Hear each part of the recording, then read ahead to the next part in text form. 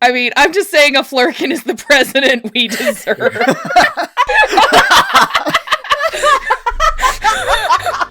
We all know the truth. More connects us than separates us. But in times of crisis, the wise build bridges, while the foolish build barriers. You raise walls, I destroy them. Let's see who prevails. Just because something works doesn't mean that it cannot be improved. I say we take off and nuke the entire site from orbit. It's the only way to be sure. Allow my sword to join you in the fight against evil. The world needs us to chase dreams. We have to dedicate ourselves each and every single day to this fight because I can't do it alone. You, the people, have the power to create machines, the power to create happiness. You, the people, have the power to make this life free and beautiful, to make this life a wonderful adventure. Then in the name of democracy, let us all unite!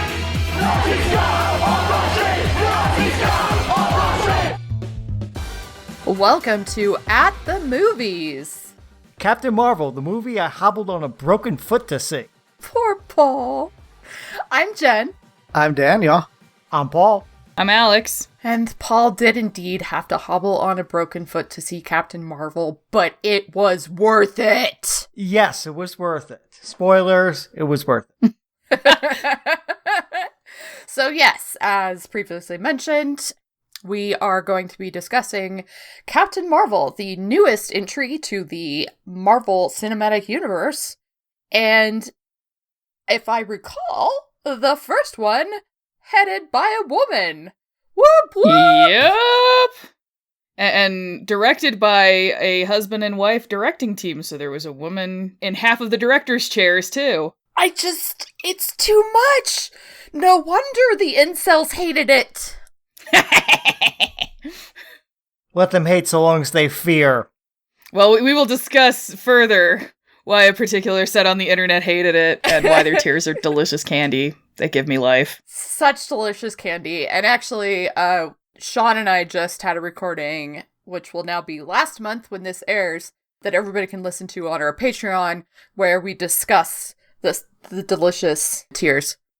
I mean, I just have to share, like, my favorite stupid man baby tear moment when they started announcing the box office numbers, and that was even before they'd gotten the Sunday numbers, and the Hollywood Reporter announced it, and it got posted, and someone said, hey, look, it's making like $450 million worldwide on its opening weekend, and some fucking little whiny man baby was like, well, where are you getting those numbers? Maybe the fucking Hollywood Reporter, you dipshit. Like, maybe, I don't know, Box Office Mojo? Maybe any of the places that report accurate numbers about box office earnings? I mean, I saw this other dumbass who was like, well, it was only $450 million. The movie cost like blah, blah, blah to make, so it's just barely making any money. And I'm just like, this is sad. Oh, so sad. And so delicious. So delicious. But now we're totally off topic, yet completely on topic for the most SJW nonsense movie of the MCU, I think. It even has a cat in it. It even has a cat in it. What's a cat? What's a cat? Oh, so wonderful. But honestly, we need to actually get into what this movie is about. And we are leaving that up to the lovely Alex, because they've seen Captain Marvel twice. All right, yes, I have seen Captain Marvel twice, because let me tell you, the Alamo Drafthouse, who is not paying me to say this, I just love them that much, had a special menu with an amazing brie pizza and a sparkly beer. I am so jealous. I so want that brie pizza. Oh, the pizza was amazing, and the beer made me 50% gayer just by drinking it. I want to be 50% gayer. It was amazing. And it was brewed by a lesbian. Oh. So, anyway. So gay! Oh, that's a science. So anyway, about the movie itself. In Captain Marvel, the Marvel Cinematic Universe bravely jumps directly into the batshittery of the Grrl versus Kree Marvel Comics thing. Which, I will tell you now, listeners, you don't have to even know what the fuck a Grrl or a Kree is. You will still enjoy the movie. explain it sufficiently, which is basically like, Skrulls and Krees hate each other. They've been at war forever. They're trying to murder the crap out of each other. Skrulls are like Green Goblin-looking dudes who can shapeshift, so you know you can't trust them. And that's like basically the intro to Skrulls versus Krees. And if you have seen Guardians of the Galaxy, the poorly characterized douche canoe who's the bad guy, Ronan the Accuser, he's a Kree, and he also shows up in this movie because this takes place like 20 years ago. So anyway, Skrulls versus Kree. They're at war. They hate each other. It's better if you don't know, I think, to kind of get the mystery going. Honestly, yeah, because if you know a lot about it, you'd probably be very confused, is the impression I get. Because they're going a slightly different direction, I think. A very different direction, actually. So that is the setup. We have two alien races that hate each other and are trying to murder each other. Enter Veers, who is played by Brie Larson and is like a blonde Earth lady who can shoot fire out of her hands. And her superior, because she's on like a military team, is Jude Law with some super intense contact lenses. And he is also a Kree, despite the fact that he looks like a human, and there's a reason for it that I tried to look up and then I gave up because it was like an essay about Krees, and I don't care that much. So anyway, Veers has been having all these dreams that disturb her because she can't remember her past. And Jude Law is like, hey, you need to go talk to the Supreme Intelligence because the Kree are led by an AI, because nothing could possibly ever go wrong with that. And the Supreme Intelligence is like, hey, you just need to, like, get your shit together and be a better soldier, and I'm giving you a mission! And so Veers goes off on a mission with Jude Law and a bunch of other Kree people, and it's a clusterfuck. And Veers gets kidnapped by the Skrull, and some stuff happens, and she blows up the ship, and she ends up crash landing through a blockbuster on Earth. Like you do. It's clearly the best place to crash on Earth. And it's also great study material. I mean, you could just sit there and watch movies forever. But be kind, rewind. Yeah. So, after she crashes through the roof of the blockbuster, because of the mysterious circumstances and there's some weird stuff going on, one, Nicholas Fury shows up to investigate. And that is actually where I'm going to end the summary, because after this it gets into some really spoilery territory, but just know it becomes like a 1980s style buddy cop comedy action movie kind of thing with Nick Fury and Veers as they go on a like awesome punchy adventure to fight Skrull infiltrators and try to figure out who the fuck Veers actually is and what the government is covering up. With every possible 90s reference thrown in there that you can fit. At one point, they put Brie Larson in a Nine Inch Nails t-shirt, and she's got, like, a flannel around her waist. And that was me in high school, except I was never that thin. That was also me in high school. I mean, basically, if like us, you were, like, a teenager during the 90s, there's gonna be, like, so much stuff in there that's so funny. Just because you're like, oh my god, this is the 90s.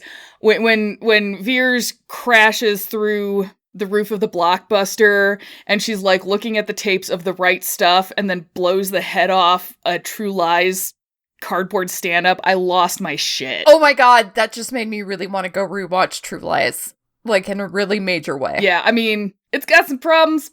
It has some major problems, but it's still like Arnold at his best. Exactly. This movie also has some other things that I don't think it's a spoiler to say that it is also a conversation on your perspective in a war and immigration. Yes. Also, as one might suspect with a movie that's has a main female character that is surrounded by still a really overwhelming number of male characters, there is definitely a feminist conversation happening, and there is a marmalade tabby. Goose. And I'm just gonna say that when they said Captain Marvel was gonna introduce the most powerful superhero to the MCU, I don't think they were talking about Captain Marvel. And I think that we should get into our general impressions first, because otherwise we're just gonna go straight into spoiler territory at this point in time. Yes. So let's do general impressions very quickly. Daniel, you get to go first. Okay, So the general impression I had was that the movie is just a ton of fun. By the end of it, I was just simply entertained by it all, and I really appreciated and enjoyed the overall message that it had, the feminist conversations that it had within it, and sort of Brie Larson's journey, or Captain Marvel's journey in it, to realizing the power that realizing the strength that she had and actually taking the power from that strength. How they dealt with her, what at first seems like a mentorship from Jude Law, but then also put that into that feminist conversation, I thought was wonderful.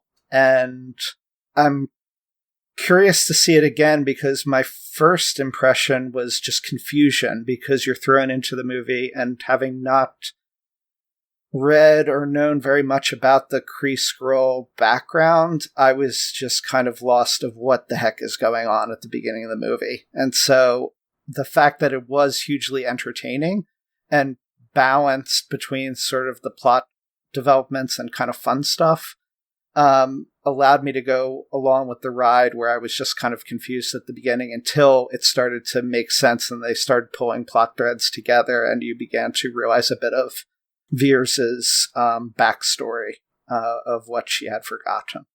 So overall, it wasn't an earth-shattering kind of movie. It kind of relies on a MacGuffin from a plot point, but metaphorically and entertainment value, I think the film can't be beat. I think that is an excellent impression, and mirrors mine actually pretty well. So we're going to go to Alex next, though, before, we talk to me again. So, I mean, basically, I didn't find it terribly confusing, and I mean, honestly, I don't know anything about Skrulls and Krees, which is not to, say it's terrible if you found it confusing, because I can see why. I seriously did not even remember that Ronan the Accuser was a thing, because he was so forgettable in Guardians of the Galaxy until he shows up in Captain Marvel, and then I was like, oh, right, that guy's an asshole. So true. Anyway, I really, really loved this movie, and I basically, I don't think anyone should feel surprised that I loved it. I feel like it's definitely one of the strongest of the MCU movies. I would put it it's like top 4 at the very least. And it's definitely, as far as emotional character arc for these movies, it's probably the best, other than you might be able to argue that Winter Soldier has a better one, just depending on how you count it. As far as social conversations, it's right up there with Winter Soldier and Black Panther and Thor Ragnarok. And it's also really a lot funnier than I expected it to be too. And there is so much in it that I found very emotionally satisfying as someone that has been socialized female, that I am not going to get into the details of because it's all very spoilery, but I love, I was excited enough about that I wrote a 1,400 word scream fest about how much I loved that aspect of it. And that doesn't even touch on how much I love Goose, who is my dad's favorite character, apparently. So, I mean, basically, I loved it. I thought it was a ton of fun. I can understand why there are some people it didn't work as well for, and then there are other people it didn't work as well for that made me go, But, I think it's definitely worth watching and just going with the flow and getting, because my parents don't know jack shit about Skrulls and Krees, and they loved it. So I think it's a very accessible movie for all it's got a bunch of the Marvel weird space opera stuff in it. So yeah, I loved it a lot. I loved it too. Solidarity, Alex. And I love that you mentioned the top 4, because 100% is. Completely. Paul, your turn. Okay, so as mentioned in the tagline, yes, with a broken foot in a boot the size of an Imperial Kree frigate, I hobbled to this movie. Was that worth it? Spoiler, yes it was. I mean, I'm older than everybody else on this episode, so the 90s for me were, I was in a I didn't grow up in the 90s. I was an adult in the 90s, so the stuff like Nine Inch Nails didn't touch me. Although I did recognize the No Doubt song. I might be musically illiterate, but I'm not that illiterate. But the blockbuster video and all that stuff. I appreciated when it basically turns into a onesie buddy cop. Fury and Marvel go trapezing across America and get into wacky adventures. I really liked the space opera stuff because space opera. You have met me, yes. So I was more interested. Well, how are they going to do the Kree Skrull Roar, and how it's going to be different than the comics? Because everything they've done in the MCU has at least been slightly different from the comics. And okay, that's not the canonical. And I can see how they've closed off some possibilities for the future for what they might do with the Skrulls in the MCU. But on the other hand, it's a very relevant story as we were talking about immigration and assimilation and military industrial complex. There's a whole lot of unpacking themes just in that space alone, in addition to all the character beats with Captain Marvel and feminism and a woman trying to be a woman in this sort of things. I liked all the small little details and how they explain. Like at the beginning, we see Captain Marvel with blue blood coming out of her nose. And that's like hanging there for the entire movie. Like, why does she have blue blood if she's actually human? They actually explained it in the end, which I appreciate.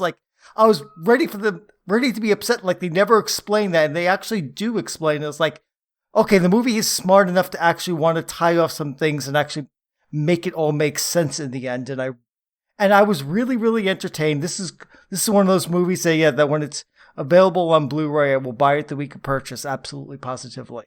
I might not hobble out to it again because, broken foot is a pain in the where, but will I buy this movie to add to my Blu-ray collection? You damn well sure I will. Absolutely. I think that's a good plan because I want to be able to watch this over and over again, if only to enjoy the fantastic soundtrack. I'm just saying, it had a great one. All right.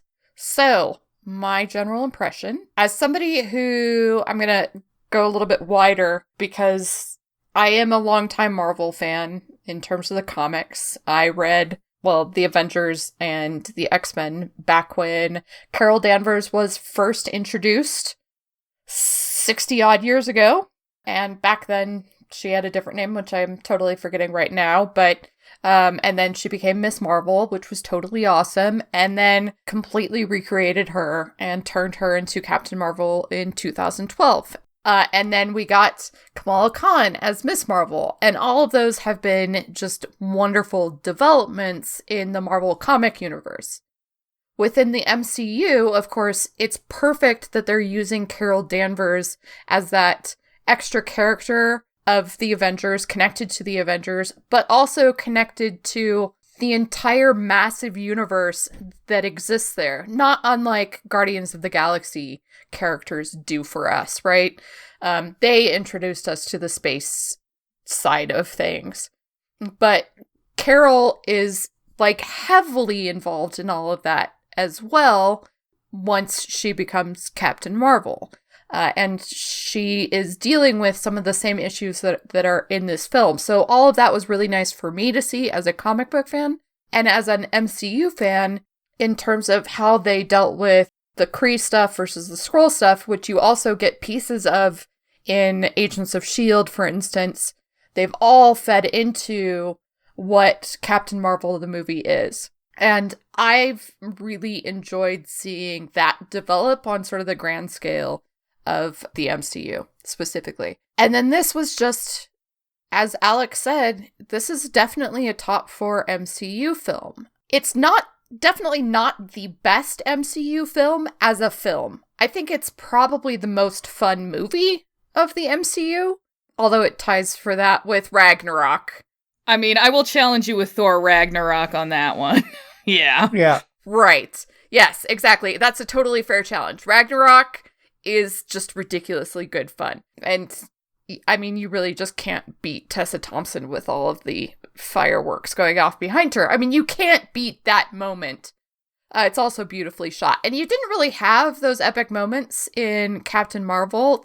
There's some really great moments in Captain Marvel, but it doesn't feel as big as Black Panther or even Winter Soldier or Thor Ragnarok. This is a much smaller movie, if that makes sense.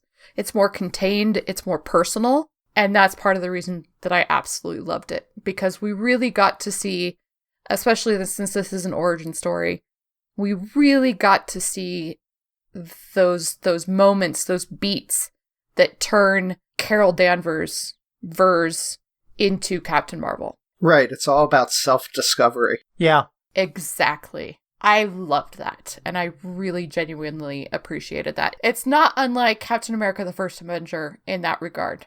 And honestly, that's my number 5 for MCU, so, there's a reason for it. But I think that's it. I think that's all I got in terms of general impressions before I just want to spoil everything for everybody. How about you guys? Yeah, I think it's time for a spoiler, Orange. Spoiler wall. It's definitely spoiler time because all the really fun stuff is spoilers. Spoiler alert! Insert what?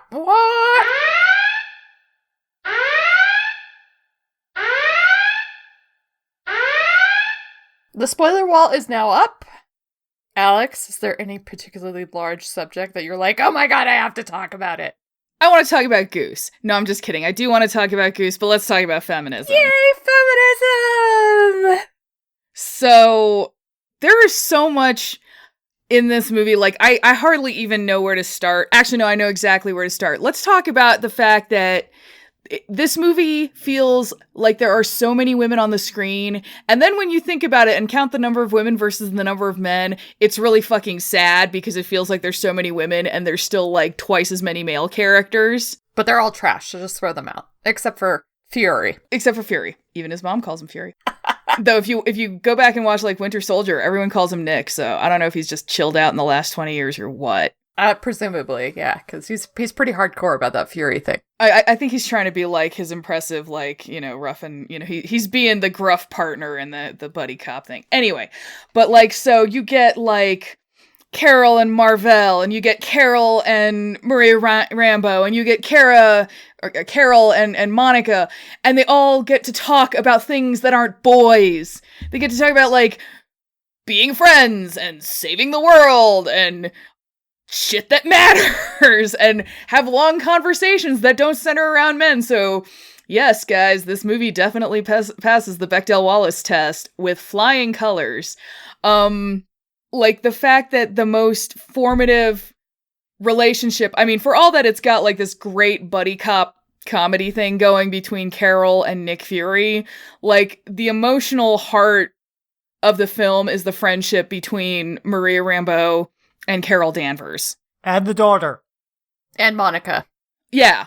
Well, and I mean, I know that there, and I'm sorry if people feel like this makes me a bad queer. I know that there were a lot of people that were trying to read stuff into that, to which I say, I can't tell you to not do it, but I also want you to think about how valuable it is to see two female characters that are that close to each other and are that good of friends, and Carol is Auntie Carol, and yes, women can be friends like that without it being a sexual thing, because I literally have two friends who have that kind of friendship where one son calls, the other auntie and she helped raise him. Like, it's a thing. It happens. So that was amazing to see on the screen.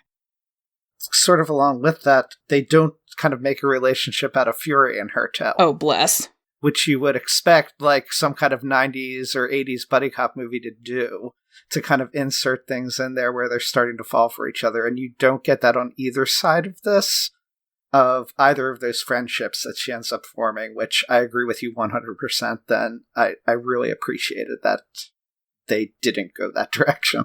Yeah, and that was so great. And kind of stepping back just from the like women talking to each other. Okay, so like Jude Law with his super intense contact lenses does a lot of work as sort of standing in for the man kind of, in this movie. And I think very consciously, like he's a Kree who looks very human. He's Jude Law, so he's Jude Law hot. And when we see him when we're starting out, he's kind of being like the mentor for Veers and being like, oh, well, you know, I believe in you, but you need to, like, basically be more like me if you want to be successful. You're fighting with your emotions too much. You're getting upset. That's terrible. You have to fight me on my terms. But he says it in a sort of, you know, avuncular, like, mentorish way. Right. He is the friendly mentor, so don't read anything into this, except that this is the thing that women hear all the time. Control your emotions, because otherwise you're just not going to succeed at anything that you do, because emotions are bad, and women have them. That was a huge thing for me to see her be like, fuck that noise. Oh, yeah. What I love was at the beginning, it was kind of like, you know, it felt like it was more sort of like, oh, he's being the sort of wise kung fu dude or whatever. And then as the film progresses and you see more and more of Jude Law interacting with Carol Danvers, you're like, this is starting to get creepy and recognizable. And then the real breaking point comes when, you know, Jude Law shows up at Maria's farm and there's like the Skrull pretending to be Carol, and he does the thing where he's like, you know, what's the first memory you have? Oh, it's, you know, blue blood transfusion. He's like, whose blood was it? Yeah, I made you. And then he shoots the Skrull. Yeah, I made you. You would be nothing without me. Yeah, that was like, ooh, this just got, I mean, it was always a little creepy probably, but now the creepy is like, woo! It is in the open. And then, you know, basically from that to the end, it's Jude Law trying to tell Carol Danvers that he knows who she is better than she does, and that she needs to listen to him, and she needs to do what he says. And the amazing moment at the end when she's kicked everyone's asses and he's out of his little pod and he's like, all right, we're gonna have a battle. And then he's like, no, I'm gonna throw down my weapons. Come on and let's duke it out. Let's have like a martial arts contest like we had at the beginning. Fight me on my terms. Show me you're ready. I'm super proud of you as I desperately try to move the goalposts one last time to maintain my illusion of control. And then she just swats him like a fly and says, I have nothing to prove to you. Yes! Yes! Yes, yes, yes, yes, yes. There were two major whoop moments for me in this movie. And they're all in that last section. The big battle between the Kree. Spoiler alert! Yeah. Between the Kree are dicks. Right. Spoiler. Super awful. We should have known the Kree were dicks because Ronan's a dick. Ben Mendelsohn is okay. Jude Law is not. Right, exactly. Skrull end up being good, Kree bad, which I'm pretty sure is the spoiler that Paul got. I'm so sorry, Paul. Before he watched the movie. Is that the spoiler you got? That was not actually the spoiler. Oh, okay. Well, I thought that was the only one I could think of. How Fury loses his eye? Yes, that's the spoiler I got. I thought, like, okay. Wait a minute, come on. Last time he trusted someone, he lost an eye. Actual quote from the Winter Soldier. Yes, Yeah, yes. it's like, and it turns out to be that cat. Oh, the flirt did? Oh, that was so brilliant. I mean, it was a small thing, but it annoyed me that someone would put that on Twitter the weekend of the movie. It's like, come on. Yeah, no, that totally sucks. But I'm glad it was that and not the Kree Skrull thing. Oh, no, that would have devastated me. So when we get to me, I know I don't want to talk about it anyway. Yeah. Okay, so Skrull bad, Kree good. The whole battle scene between all of them, where they all show up, the Kree show up, and the Skrull are there trying to escape, and blah blah blah blah blah. And Maria gets to hop into the alien spaceship. No, it was one of the SHIELD jets. Yeah, it was the ship that they flew up there, but then she got to be a fucking badass. Because she's as good of a pilot as Carol. She's a fantastic pilot, probably better than Carol at this point because she's had years of practice beyond what Carol has done. Because Carol's been busy fighting and just flying around by herself in her own body. She doesn't need to fly planes anymore. But anyway, she gets that moment, Maria does, when she blows up, when she beats Minerva. Who, by the way, that's one of the best, most amazing, like, actual great representations of women in the movie. I'll get to that in a second. But that moment when she beats Minerva was, like, to me, just so amazing. The fact, that a Black woman got to have a moment like that in a movie that ostensibly is a white woman at the lead. They obviously did not give Maria as much screen time as Carol or anything, but you can see, and it's very interesting that they're doing this, who Monica is going to become.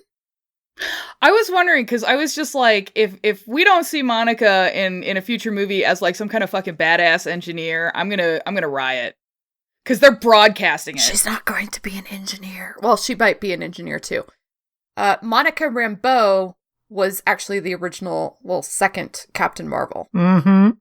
Oh. So what Marvel has done is switch things around a little bit, and technically Monica was only Captain Marvel for like a brief half a minute. Then she becomes Photon and Spectrum and all these other super powered characters, while Carol Danvers was Miss Marvel in the comic book history. So what Marvel has decided to do is say, we're still going to have Monica as one of these characters, and that's why you have Maria's pilot name is Photon. I don't know if anybody else noticed that, but I did. Oh, I did too. Paul's like, comic book reader over here. Yes. So that's kind of a nod to Monica growing up now. Instead of being the precursor to Carol Danvers as Captain Marvel, she will be, hopefully, and if they don't put this in, I'm going to be very upset. So she's either going to show up in Endgame and it's just such a massive surprise that nobody sees it coming, or she'll just be in the next Captain Marvel movie. I'm betting it'll be the next one, because there's already a lot of characters in Endgame. There are already a lot of characters, but the next Captain Marvel movie, we're probably also going to see Miss Marvel. And all of that is just, it's super exciting to me, because that's what Captain Marvel as a franchise is allowing. It's allowing a bunch of these women characters from the comic books to come out and come into their own. And it's a super diverse cast of women. And that's huge for me. So I should stop talking now, but ditto on all the feminist stuff. One of the diversity things that's really cool with that too is that it's of all different ages. Yes. They made it because Marvel is played by a relatively older lady. You have you put some respect on Annette Bening. Oh, yes. You say her name when you say that. Yes. So yeah, Annette Bening as Marvel, and then you have Brie Larson as Carol Danvers, and then the young girl who's the actress I don't know the name of offhand. But she's super adorable. Amazing. I mean, she's one of the highlights of the movie for me, was watching her, because she just lights up the screen with like this energy. And she plays such a key, to me it was a key role, at least from one viewing, though understated, of the emotional tie bringing Carol Danvers back to sort of a humanity, and bringing those memories back and bringing her back into the fold of where she originally was and where she came from. The box. Those connections become possible because of Monica Rambeau. And so just having those different generations, too, of Captain Marvel all in one movie from the comic history just was a cool idea. And I mean, I love that kind of Monica is then also the setup for when we go and see, oh, hey, the Skrull General has a kid who is also pretty adorable. Right. Oh my god! So it's like this beautiful parallel. I mean, that was kind of like, I loved Carol and Maria as friends anyway, and it was another thing that threw like that sort of horrible manipulative relationship from Jude Law into kind of the framing it needed, where he spends all of his time telling Carol what she can't do and who she, like, well, if you do this you can be this person, and Maria is like, this is who you are and this is what you can do, and Monica was also part of that. So I mean, I saw at some point, and I understand the frustration that, like, in it's Gemma Chan, right? Who played Minerva. Yeah. Where there was a lot of frustration because she was kind of wasted. Like, I mean, Totally. you know, Yeah. she didn't get to do a whole lot. She got fried. I mean, I did love her one moment where she was just like, I never liked you anyway. Yeah, that was the moment I was gonna to bring up as actually a really awesome moment between two women, was that admitting that and showing for once that, oh, by the way, two women can not like each other and still work together. Well, and that they can not like each other over something that's not like, oh, you know, blah, blah, blah, Jude Law or whatever. Right. Like, there were so many levels of that was like, thank you, freaking God, for finally showing two women who don't like each other for totally unrelated to men reasons, and yet still have had a relationship of what? How many years has it been? 6 years? 6 years. 6 years they've been working together and not liked each other the entire time, but they've been working well with each other on a team. Like, they've functioned as a team together. That's huge. Yeah. And I mean, it's like a shame they didn't do more with her, but it's like, I saw someone like mention on Twitter, like, why couldn't they have given her like basically the Jude Law role so that she could have done more? And like on one level, I totally sympathize with that. And on the other, I'm like, no. The Jude Law role was actually one that needed to be played by a man. Like, there was actually a reason for the character to be that gender so that she could swat him like a fly at the end, as he richly deserved, because I swear to God, the gif of that moment is gonna end up being like the ender for so many so many like troll sea lioning shit on Twitter. So true. Oh, it'll be glorious. Absolutely. What was interesting for me with Jude Law's character is that in the trailers, because I had never looked up a cast list or who anybody was playing, so I didn't actually realize that it was Maria Rambeau. I thought it was Monica Rambeau the whole time, and that was actually pissing me off, that the friend was Monica, because that kind of relegates that character to not getting to be a superhero if that was the case. So her being the daughter is really cool. The second character that I was totally unexpected for me, I didn't realize Jude Law wasn't playing Mar-Vell. Oh! Which is a huge, huge difference in the narrative that I had written for the story just from the trailers, right? Because if Jude Law is playing Mar-Vell, Mar-Vell is a good guy. From the comics. Mar-Vell is technically the first Captain Marvel. So I thought there was like a passing of the torch thing or something like that. To have that flipped around and to make Annette Bening a woman into Mar-Vell, for one thing, and to have Jude Law play that role of the man, brilliant. It is very well done, Cap. I too, like you, Jen, was expecting Jude Law to be Mar-Vell, because like Mar-Vell, the first quote-unquote Captain Marvel, man, like, oh, that makes sense. Like, no, that's not where we're going with that here. Like, okay.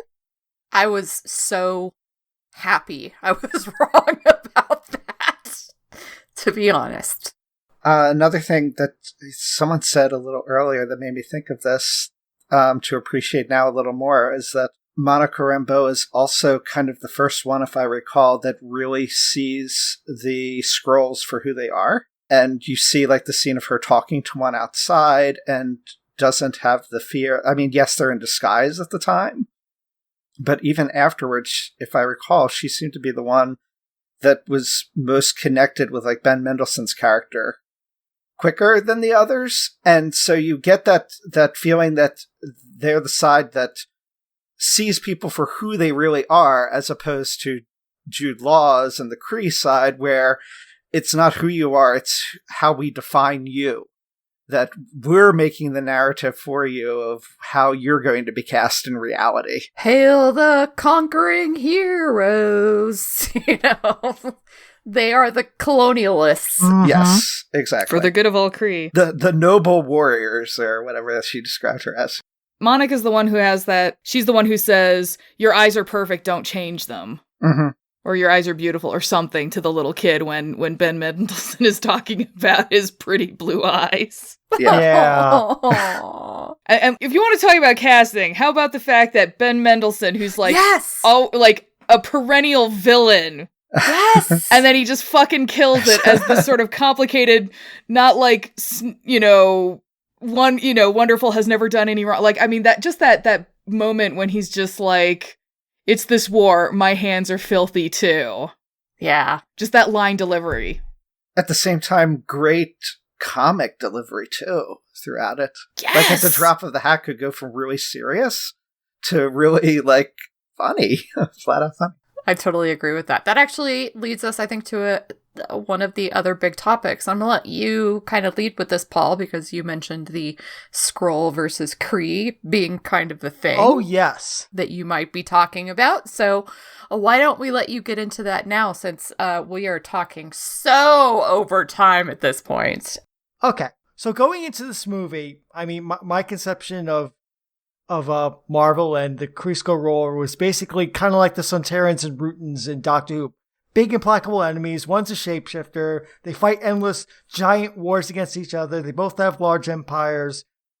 Big space opera, bang bang. And in the comics, at one point, the Skrulls basically invade Earth and start taking over and start impersonating Marvel superheroes and villains. No, so that's a whole thing, which is not going to be in the MCU because it turns out, hey, the Skrulls aren't a big empire. They're actually a semi-oppressed people that have been driven to the edge by a expansionistic and imperialistic and colonialist Kree empire, which is a different framing than I expected. But once I started once the pieces started tumbling into place, starting on that planet, it's like, okay, so these are not the Skrulls I was thinking of. Okay, let's see how this goes.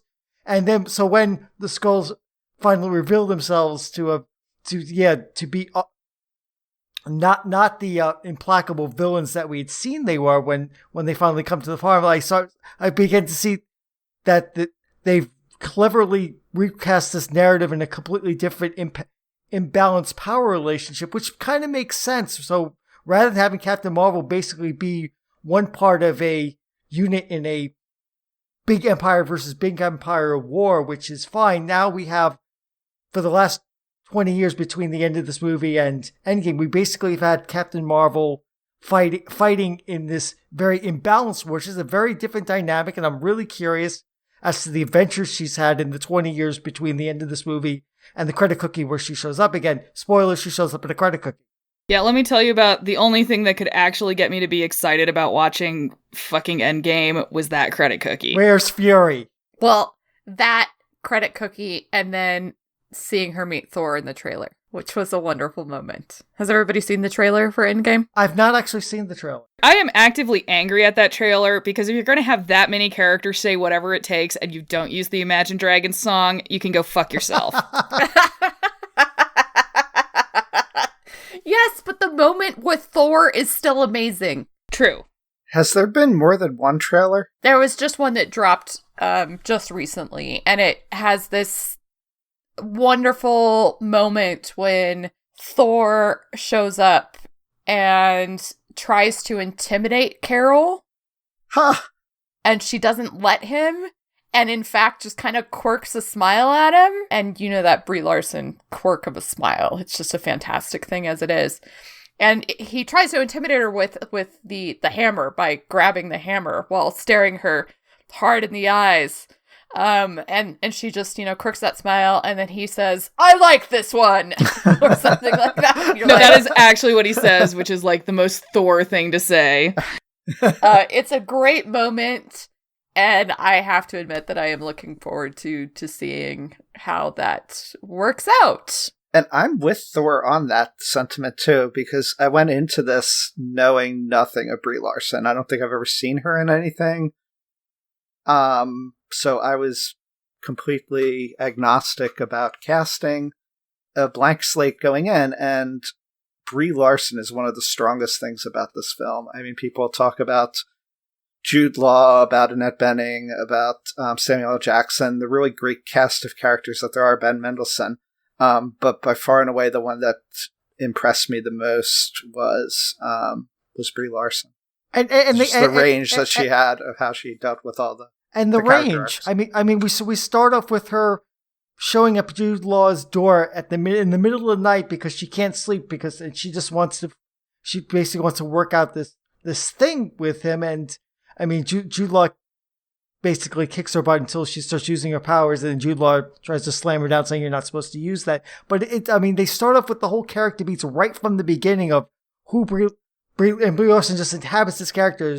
Even though Ver viewers does not know who she is, we know who she is from what we see on the screen from the get-go. And we get to see her basically put her life back together, her entire history, and come completely into herself. So that's just go extending out. This movie is full of characters just showing themselves who they are. Let's talk. I mean, Minerva, Gemma Chan didn't get enough stuff in the movie, but we get to see right away in that first thing on the planet, she's clearly wants to be or thinks she's Jude Law's second in command. She's the sniper. She's basically head of a sub team, and she's really proud of her position and her power. She's very confident, and I think the reason why she doesn't like Veers is that she's afraid of being supplanted by her. It's a professional rivalry there. I just read it as they just didn't like each other.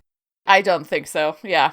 And I actually don't like that interpretation. No offense, Paul, but because it sets it up as these are two women that are rivals because one's jealous of the other and stuff like that. I don't think that's necessarily what you intend to be saying, but it's one of those tropes that women are so often placed into.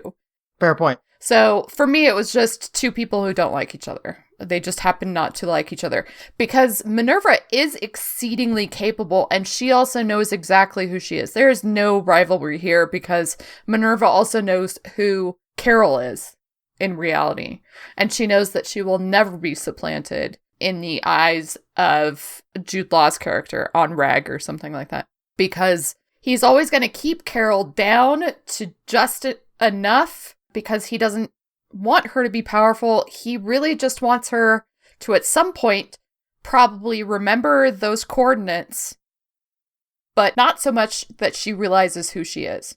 Because that's the biggest threat to Jude Law, is Grrl realizing who she is and what her powers are. To me, that's what's happening with the Minerva. I love Minerva, though. Like, I love snipers, maybe. It's kind of a thing for me, and I love exceedingly capable women, and Minerva definitely shows that from the get-go.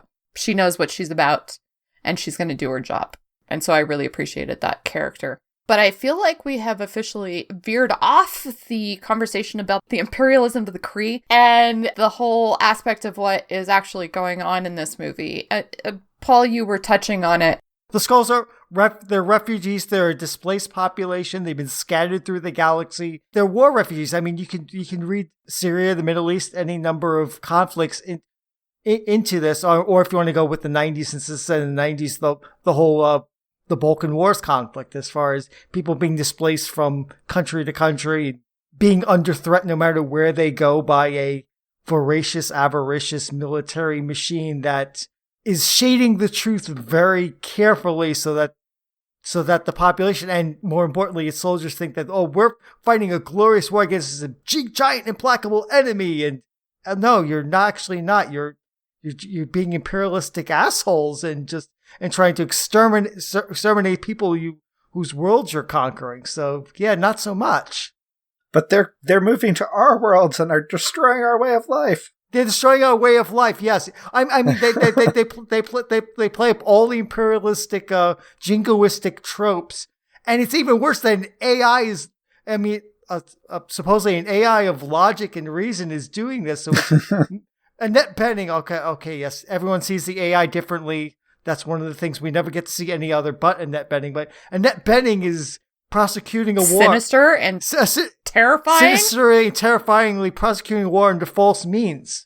But also, she's not, because she is also Marvel. She is the AI. She is the, what is it called? The Great No, I want to say Great Intelligence, but that's Doctor Who. It's not Great Intelligence. It's Grand Intelligence? Supreme Intelligence? Supreme intelligence. Is the supreme intelligence. Supreme intelligence. Wrong adjective. The supreme intelligence or the supreme intellect, or it's something like that. It's the supreme. She's one of the supremes. She just doesn't sing. It's fine. But she's not Ruth Bader Ginsburg, that's for sure. Oh, if she broke out into song, that would be fantastic. But so obviously, for people who haven't seen the movie or people who have seen the movie, anyway, either way, Annette Bening plays Marvell, who is Carol Danvers' mentor in a sense, and then also like actual original mentor, or not even mentor, but woman that she aspired to be. I should put it that way. And then she also plays the supreme intellect or intelligence. And her ability to play both of those roles was it was gorgeous. I have to say thank you to the MCU in general for hiring these incredible women who are past their prime in Hollywood years, because they did it with Michelle Pfeiffer in Ant-Man and the Wasp, which is genius. Michelle Pfeiffer is brilliant in that. And now they did it with Annette Bening. And my only problem is that we don't get to see more of Annette Bening unless we get to see Carol like confronting the Supreme Intellect again, which would be freaking awesome, just because it would mean Annette Bening is back. But I think that whole concept of the Supreme Intellect, as you say, like this AI, like deciding how the world, everything should be run, deciding where to send forces, and all of that stuff is supremely terrifying.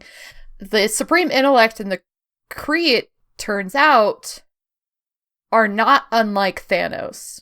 And I think that is going to play into both Carol's development in the 20 years that we're not going to see her, and potentially the fight against Thanos, which I'm really, that is part of the reason that I'm excited about Endgame, because Carol is basically, in the 20 years she's missing or gone, developing as a fighter against an empire, as a protector of refugees, because this is coming from outside in the comic books to a greater degree than we see it here. I mean, she does leave at the end of the movie with the Skrull to take them to a place where they will be safe, which is awesome.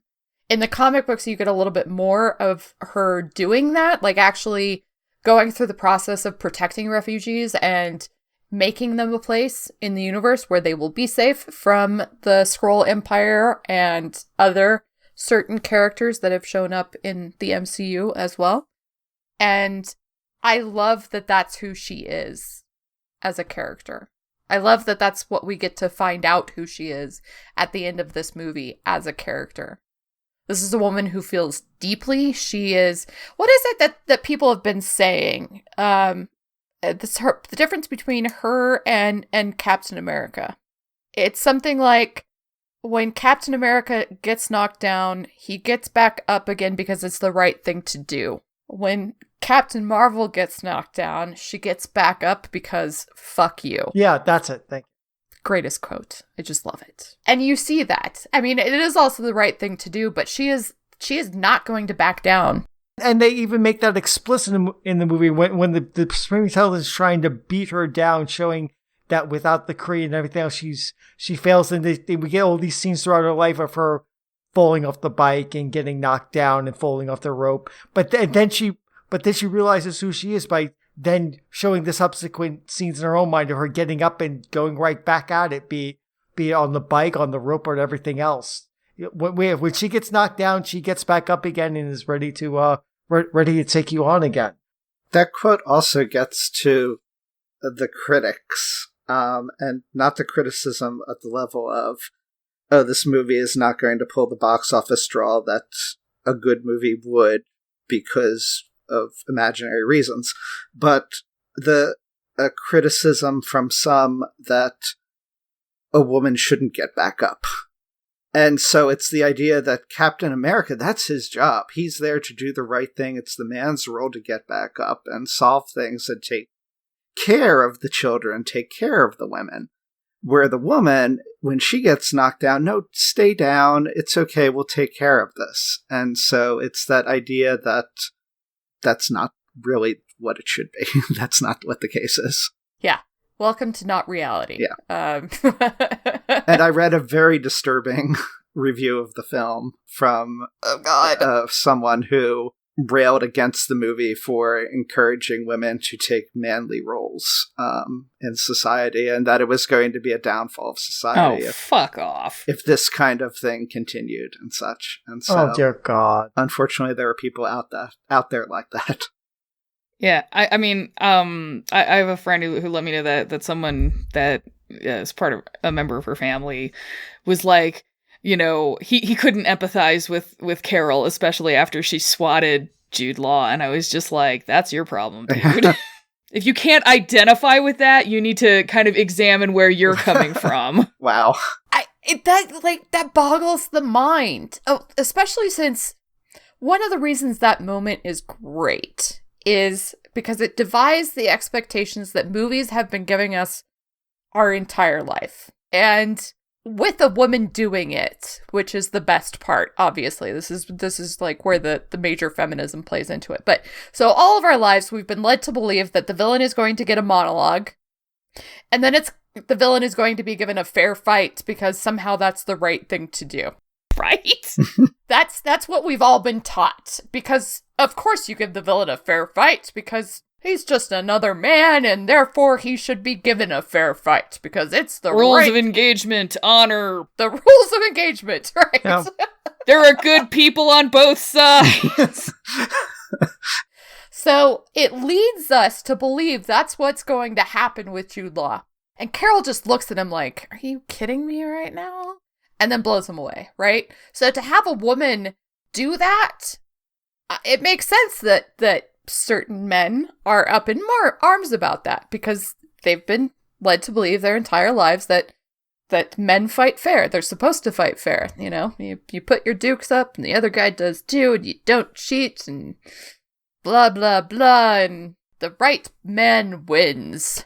I think even beyond that, there's just a certain level of like that the internet guy thing where they're like, I said something to me. Now you have to answer me and treat me like I'm a serious person. And she's like, yes. No, actually, I don't. I don't. I'm actually just going to block you. and the thing that I love is, you know, obviously it's a superhero movie. There's a lot of punching, but to me, it feels like it draws the subtle but distinct point that what makes Carol strong is not that she can shoot fire out of her fists. It's that she keeps getting up and she doesn't have time for Jude Law's shit. That's actually her power. It's her power is kind of like knowing how to direct and apply her strength instead of just being like, look at me, I'm strong, I can have a fist fight with this douche canoe. It's her being like, I'm better than this douche canoe. Fuck off. It is a bit of our modern society. So I'm not going to mention the book, but I remember reading a science fiction book 20-some odd years ago about a young woman on this crappy desert planet. She gets her butt kicked all the time, and she has this one male antagonist who keeps bothering her, and she winds up getting to go off planet and train and all this stuff, and becomes a hero. And at the end, she said, well, maybe I should go back to the planet and challenge the guy. I mean, at the time, so, oh yeah, that's great. Now I'm thinking about it like, no, you don't have to go back and prove that yourself to him. You're better. You've gone to other planets. Leave the idiot who tormented you alone to live in his ignorance. I mean, when Captain Marvel slams Jude Law away, that's kind of like saying, like, yeah, I don't need to fist fight you to prove anything. I know I'm better than you. I don't need to prove it to you. I know it myself. So that novel was wrong. Mm-hmm. I mean, that's what made that moment just like so powerful, because it is just being like, I don't have to prove shit to anyone. Maybe her power is self-confidence. Like, just all those things just make it so good. Speaking of powers, Goose. The Flurkin! Okay, good. I was hoping we gotta take a minute for Goose, who is the best character in the whole movie. I'm going to be the opposing side here in the conversation. What? You're done. Get out of here. Get out of here. You're dead to me, Daniel. I both love Goose and also depresses the heck out of me. Because I saw it as a beautiful metaphor of how here you have this creature that is adorably cute that everyone fawns over, but is actually extremely highly dangerous. And at some level, the brain recognizes that this is not a good partnership. You should not have a friend with this creature. It should not be your pet. And yet, people recognize that, and Nick Fury has that friendship anyway, and it costs him an eye. And yet, still going to keep it. I mean, you're basically talking about cat ownership exactly. here. This is cats. Toxoplasmosis, risk of infection, altering your brain chemistry. And so the fact that everyone is so, like, into Goose, and, I want a Goose, this is the cutest thing ever, best Marvel character. On one hand, I'm like, oh yeah, it was cute, it was funny. But then I'm also like, oh, this is scary. This is just everybody's brain being altered by a microbe to love cats when really you shouldn't. They're dangerous. We're being taken over by the toxoplasma. I mean, what about the little kitty Hannibal Lecter mask? Oh God. I mean, as much as I have to say that, wow, that's terrifying. I am a willing. I was. My whiskey died the weekend that we saw Captain Marvel, which is really sad. Sorry. And he was a ginger tabby. So, it was actually really awesome to be able to go see a ginger tabby on screen and be like, I love you. You're so adorable. But yes, I was a willing slave of my cat. I'm just saying. I mean, I'm the willing slave of 2 cats. And by the way, Jen, so my best friend had a ginger tabby for many years, because I've known, me and her have been friends for years, named Kamatari. And your guess is as good as mine if it's, named after Kamatari the samurai or Kamatari the Ogama, because both of them were assholes, and that's why this cat was named Kamatari. And Kamatari hated me so much. And all I wanted to do was love her. So when my best friend went and saw this movie, she was like, yeah, Goose gave me all these Kamatari feelings. So many feels. And mine is, Whiskey was very much a Goose, super, super friendly until you piss him off. And then he'd be like, you don't get to do that. But he would never scratch you either. So he was not a scratcher. No tentacles. Amazing, and no tentacles, which is actually kind of disappointing. I mean, I will say you could tell that Goose was not like an actual cat, because at the end when he vomits up the Tesseract, Fury's keyboard is right there, like a foot away. I know! I mean, come on, Goose, get your shit together. Improve your aim. I mean, what I want to know is how long do Flurkin live, and is Goose still going to be alive during Endgame? Because, absolutely. I mean, I will fucking pay, I would pay good money to see Goose just, and there goes the Infinity Gauntlet, ripped off of Thanos' hand. Holy shit. Could Goose just eat Thanos? So... And everyone's just like, wow, this was the shortest Avengers movie left. Yeah, let's go get some shawarma, everyone. Right? Carol just shows up, holds up Goose, and Thanos gets eaten. Done! That's what I want! That's what I want from Endgame!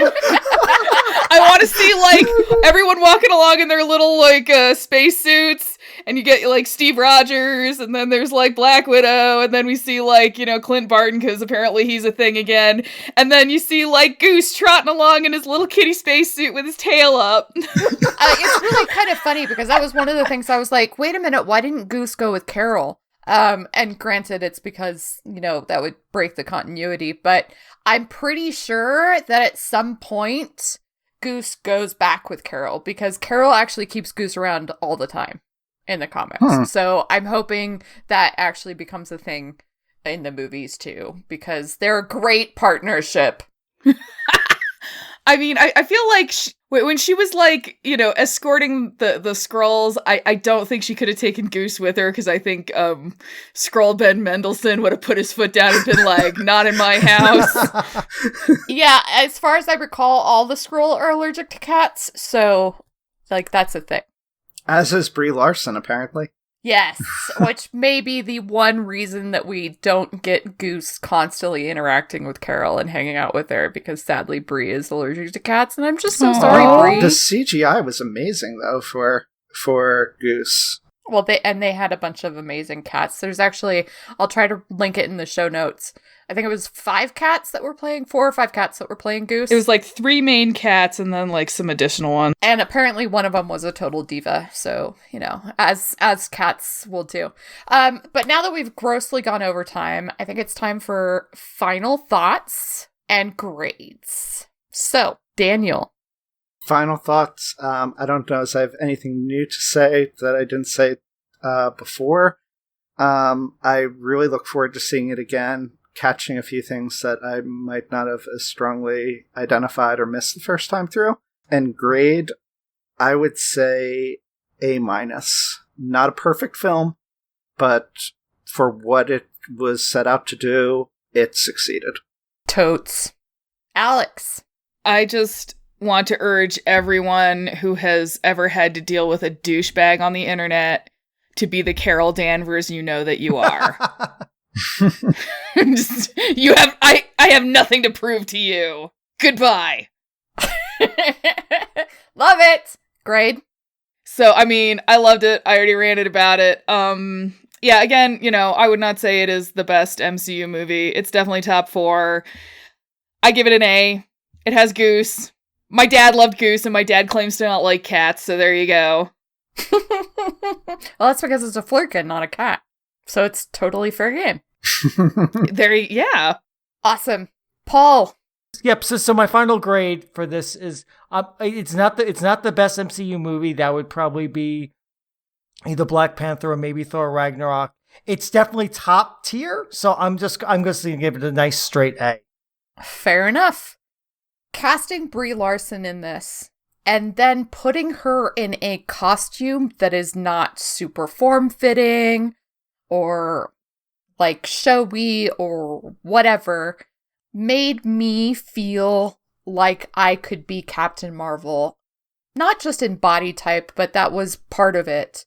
But also just as a woman who can fall down and get up and say, fuck you. She was to me, created a much broader base of representation. We got some good representation of Black women, a Black single mother being positively portrayed in a film. Holy shit, mind-blowing. This film was, to me, exactly what I needed it to be. And though, obviously, I don't go out saying that every movie with a woman leading it should, be the movie. I hate that, right? Like that we go to each new movie led by a woman going, this is going to be the one that is going to represent me, finally! And feminism will have succeeded. We tend to do that a lot in films because it's so rare, at least in superhero films. It's more common in other movies, but still, sadly, not common enough.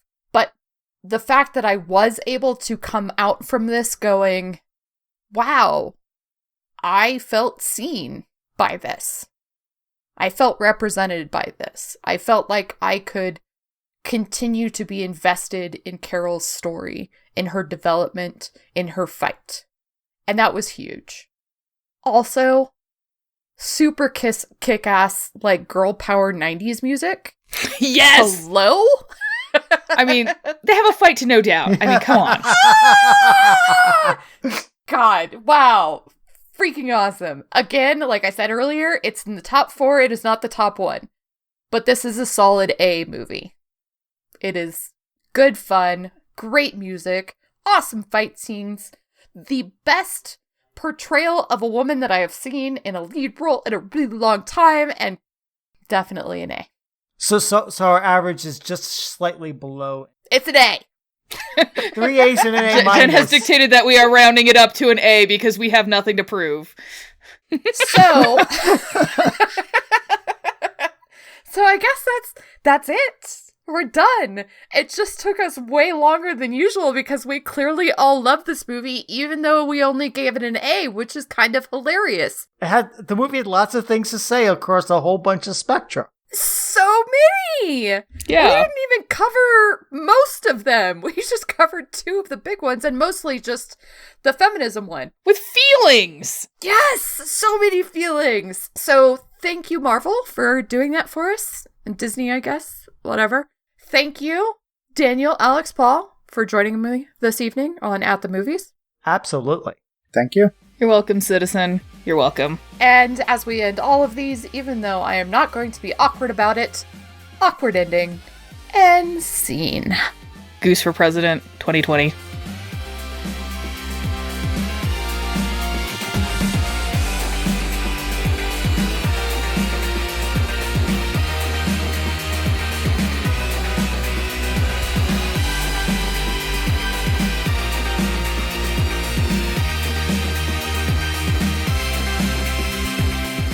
If you would like to support this show, you can go to patreon.com/SkiffyandFanty or find us on Twitter @SkiffyandFanty, our webpage SkiffyandFanty.com, or you can even send us an email at SkiffyandFanty@gmail.com.